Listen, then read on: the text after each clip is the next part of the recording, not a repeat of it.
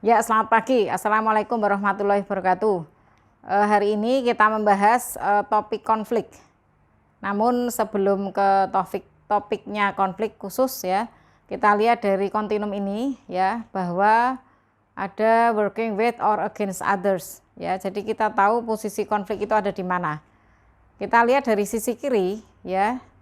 Di sini ada yang namanya prosocial behavior. Karena apa? Di situ pada kontinum yang ekstrim working with others. Lalu yang sebelah kanan adalah working against others.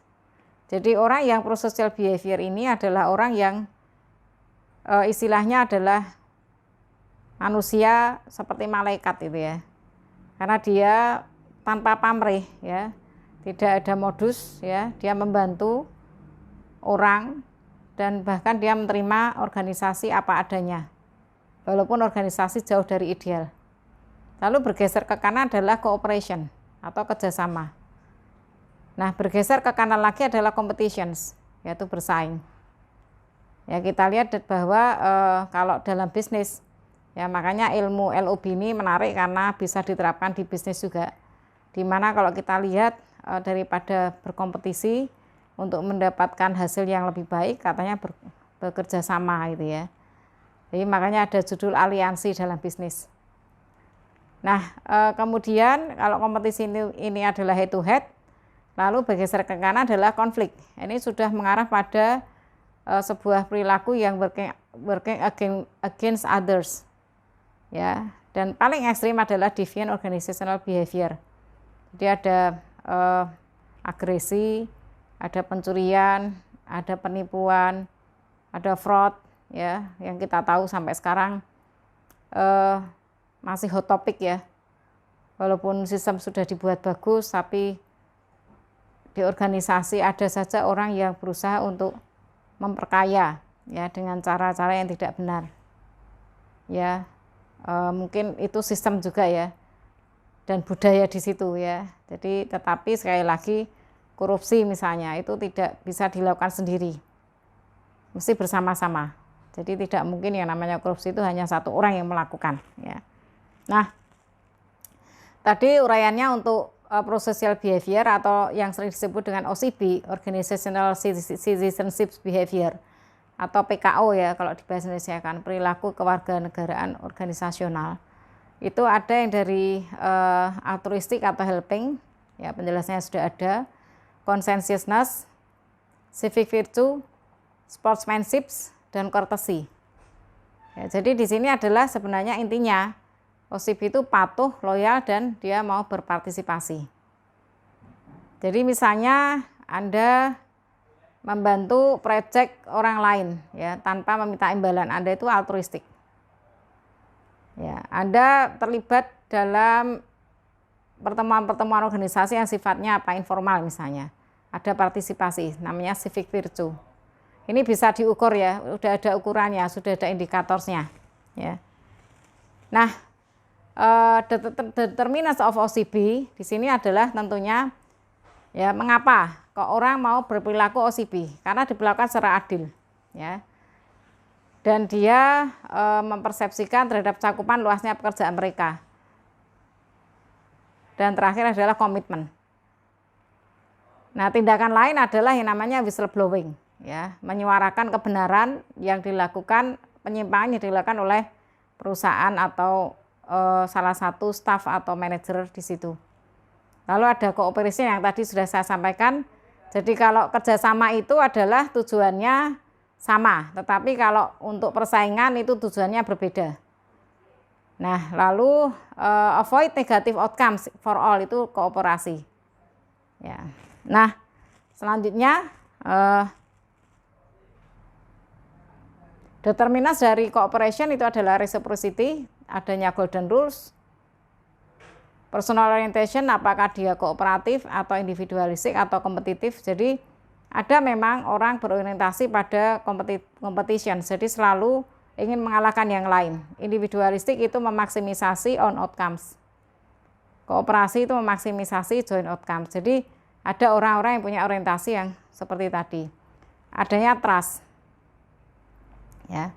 Lalu sistem dan cooperation adalah sistem rewards dan cooperation. Betul bahwa organisasi yang memberikan reward sistemnya berupa tim ya atau groups ya, tentu dia akan tidak banyak konflik individu di situ. Dan terjadi yang namanya ketergantungan di antara karyawan. Kalau antar organisasi berarti adanya partner dengan suppliers, kemudian mempromosikan pertumbuhan bisnis dan respond to external threats, tantangan-tantangan di luar. Nah, ini masuk ke topik yang kita pelajari di mana konflik itu, nah jangan dianggap konflik itu sesuatu yang membahayakan. Saya dengan penjual buah, ya itu juga konflik, karena kita berbeda tujuan. Penjual buah atau penjual itu tentu ingin memaksimasi untung, profit atau margin. Saya sebagai pembeli tentu ingin mendapatkan barang yang baik, berkualitas, murah harganya. Itu berbeda pendapat, berbeda tujuan, itu sudah disebut dengan konflik. Jadi konflik di sini proses ketika satu orang, kelompok atau sub unit organisasi menghalangi pencapaian tujuan pihak lain. Sebenarnya tidak pada definisi ekstrim ini pun tadi yang saya katakan itu sudah dinamakan konflik. Jadi konflik itu terjadi dalam situasi di mana adanya berbagai tujuan, sikap, emosi. Ya, kemarin kita sudah membahas yang namanya grup. Itu pun kita juga punya pengalaman bagaimana kita mengelola konflik yang bagi kelompok yang terutama heterogen, bukan homogen. Nah, tergantung kembali lagi kepada Anda. Anda suka konflik? Anda menghindari konflik? Ya, atau Anda menerima apa adanya, ya. Kalau tradisional Anda menghindari. Ini biasanya budaya Jawa, ya, budaya Jawa seperti itu. Jadi kadang kita nggih, tapi di belakang kita tidak. Ya, kita tidak mau melawan karena di situ. Ya. Kemudian pandangan relasi manusia bahwa yaitu natural, tidak dapat dihindari. Istilahnya kalau gelas, ketemu gelas itu pasti kadang-kadang bunyi tik. Nah, bunyi tik itu adalah konflik. Ya asal tidak terlalu keras ya tidak akan pecah ya. Tetapi kalau keras sama keras, ya makanya sebenarnya kalau di dalam hubungan manusia kita ngalah ya, istilah Jawa itu ngalah itu bukan berarti kalah. Di huruf Jawa Hono Coroko itu kalau ada huruf di pangku itu mati yang di pangku. Itu membuktikan apa? Bahwa dalam komunikasi kalau kita nggak mau ngalah ya sudah. Tapi kalau kita ngalah justru kita mendapatkan sesuatu kelebihan. Itu. Namun ya sekali lagi kembali ke Anda. Nah, interaksionis itu ada kekuatan positif, bahkan mungkin kalau sebuah kelompok tidak ada konflik akan distimulasi karena berpendapat bahwa perlu adanya konflik karena dengan konflik ini kita jadi tahu apa keinginan dari pihak lain. Ya, dan kita punya rasa empati. Ya, karena kita tahu bahwa oh ternyata gitu ya. Yaitu biasanya diperankan dalam pelatihan adalah role playing. Ya, Anda berperan sebagai dosen, saya berperan sebagai mahasiswa misalnya seperti itu. Itu saya bisa merasakan oh ternyata ya berat juga ya jadi mahasiswa gitu ya. Atau mahasiswa menjadi dosen, ya nggak mudah juga ya. Berdiri di depan, ya atau menyampaikan ide, berkomunikasi, belum mahasiswanya kalau ya biasanya size kelasnya itu juga menentukan sih. Saya pernah mengajar tuh 100 orang dalam satu kelas. Ya sudah, saya win-win solution saja gitu ya, daripada saya paksakan mahasiswa yang di depan tentu perhatian dengan saya itu yang saya perhatikan, yang belakang ya sudahlah gitu ya. Itu namanya win-win solution. Bahkan ada yang masuk kelas lalu keluar lagi gitu ya, mungkin ikut ngadem karena ruangannya AC ya. Itu jadi pandangan interaksionis ini yang dipegang oleh perusahaan ya ketika gambarnya seperti ini ya, bahwa hubungan kerja dengan konflik ya. Jadi bagaimana konflik ini sebenarnya kalau kita kelola dengan baik itu akan punya kinerja yang tinggi. Tapi kalau konfliknya rendah maka kinerjanya rendah. Kalau terlalu banyak konflik maka kinerjanya juga rendah. Karena kita nggak lagi memikirkan sesuatu yang strategik. Kita memikirkan sesuatu yang piye yo iki yo gitu kan istilah Jawanya. Mempersatukan bagaimana kan gitu. Jadi pikiran kita tidak lagi strategik tetapi lebih pada penyelesaian konflik itu sendiri, lupa pada tujuan awalnya seperti apa gitu ya. Nah, apa toh sebenarnya yang membuat kita tuh berkonflik gitu ya. Ya, ini sebenarnya solusinya ya, solusinya kita tadi yang saya katakan bahwa ketika seseorang menghindari konflik ya, tentu avoidance. Ya, di situ gambarnya avoidance. Avoidance itu sebenarnya kita nggak dapat apa-apa, orang lain nggak dapat apa-apa. Yang bagus itu adalah sebenarnya apa? Kolaborasi, semuanya tinggi. Kita dapat, orang lain dapat. Nah, kalau akomodasi, ya, kita lihat bahwa kita selalu mengiyakan, ya. Nah, kalau kompromis 50-50, kita dapat, orang yang dapat, tapi separuh. Ya. Kalau kompetisi, ya kebalikan dari akomodasi. Ya, jadi kita apa istilahnya rendah dan tinggi untuk jadi kalau akomodasi kita ngalah gitu ya. Kalau kompetisi kita menang di situ. Ya, orang lain kalah. Nah, Anda yang mana? Kalau orang berumah tangga itu biasanya kompromis, ya. Ketemu di tengah-tengah. Ya, nggak bisa 100% karena kita sudah sepakat gitu ya, berumah tangga. Ya, tidak semua dikabulkan keinginan kita kan begitu. Nah, bahwa tadi ternyata konflik ini kalau kita lihat ada sumber yang mengakibatkan ya, sehingga kita lihat dari sebabnya, baik itu sebab sifatnya organisasional atau interpersonal.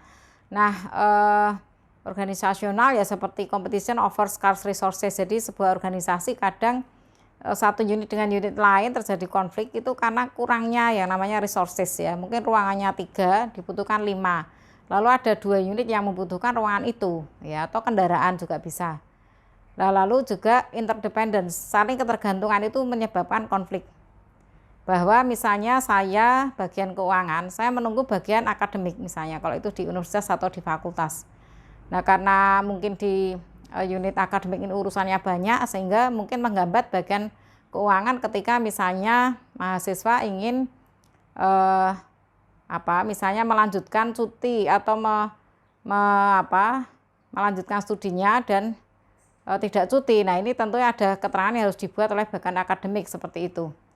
Lalu ambiguity over responsibility dan jurisdiction. Betul bahwa ketika seseorang ambigu terhadap responsibility-nya atau tanggung jawabnya itu bisa menyebabkan konflik.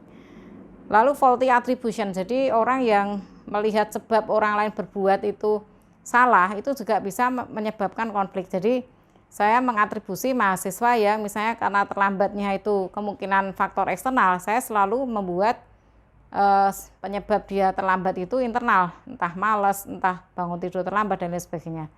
Poor communication juga demikian, dan naif realism, betul bahwa kita selalu memandang objek atau realita itu secara naif sehingga itu bisa menjadi juga sumber konflik. Nah, betul bahwa tadi pandangan interaksionis mengatakan bahwa konflik itu tentu membuat masalah itu terbuka dan sebelumnya itu diabaikan. Sehingga itu menjadi hal yang positif sehingga kita tahu bahwa sesuatu yang tidak terbuka dulunya ini cukup membahayakan sebenarnya kalau kita tidak buka. Nah, negatif efek mungkin ya tentu negatif emotion dan stres. Nah, bagaimana kita meresolve organization konflik? Saya kira banyak sekali yang bisa kita lakukan adalah misalnya bargaining atau negosiasi. Jadi biasanya kalau ada mata kuliah di manajemen itu adalah conflict negotiation, bagaimana kita melakukan atau mencari solusi dari terjadinya konflik. Nah, taktiknya bisa extreme offer, the big lie, claiming I'm out, misrepresenting your position on common issues ya. Jadi ini beberapa taktik yang bisa kita gunakan ya, bahwa betul bahwa ada extreme offer ya, misalnya penawaran yang sifatnya ya nanti kalau jika Anda gitu ya, jika Anda tidak menyelesaikan ya seperti itu, atau big lie yaitu semacam sedikit bukan sedikit tapi ada sesuatu yang kita tutupi sehingga itu tidak menjadi lebih parah seperti itu. Nah, juga misrepresenting your position itu kurang bisa merepresentasikan posisi saya pada isu-isu yang umum. Nah, makanya ada win-win solution, yang diharapkan win-win solution. Yang baik lagi adalah integrative agreement, broadening the pie, non-specific compensation, log rolling, cost cutting, dan bridging. Jadi beberapa cara di sini akan bisa menjadi solusi bagi terjadinya konflik. Jadi tadi bahwa terjadinya scarce resources, makanya pie-nya itu diluaskan, di broadening ya. Lalu ada net specific compensation ya. Jadi ini cara-cara kita untuk memberikan solusi bagi yang namanya konflik.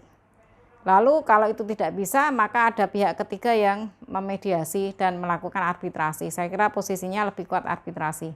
Nah, ini tadi sudah saya jelaskan bahwa ada U terbalik, itu posisi di mana kinerja semakin tinggi ketika konfliknya bisa kita kelola dengan baik. Nah, ini jenis konflik ya, individu, antar individu, dan kelompok, dan organisasi, serta antar organisasi. Nah, metodenya apa? Dalam mengenai konflik ada stimulasi konflik ya. Artinya kalau itu organisasi bahkan sepi dari konflik, perlu distimulasi ya, mungkin menghadirkan orang baru, menyusun jadwal organisasi yang mungkin tadinya misalnya jam 7 diganti setengah 7 ya, kalau itu di luar pandemi ya. Kalau sekarang kan kantor itu WFH ya. Oke, lalu pengurangan konflik, cooling down ya, mengganti tujuan, menimbulkan persaingan, itu kemudian itu tentunya akan menguatkan musuh atau membuat musuh itu menjadi ancaman bersama. Lalu penyelesaian konfliknya ini adalah dominasi dan penekanan, kompromi tadi, lalu pemecahan masalah integratif ya. Nah, tadi karena sudah saya singgung ya, define organizational behavior when employees behave badly ya, sebabnya, bentuknya, bagaimana memanage. Oke, saya kira itu dari saya. Konflik cukup sekian, nanti kita bisa diskusi lebih lanjut mengenai konflik, dan saya kira ini adalah sesuatu yang tentu natural ya, dan bahkan tadi dikatakan harus disimulasi. Oke, dari saya cukup sekian. Selamat pagi. Assalamualaikum warahmatullahi wabarakatuh. Tetap semangat.